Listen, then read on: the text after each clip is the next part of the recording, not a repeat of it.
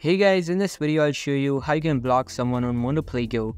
So make sure to watch this video till the end and let's get started.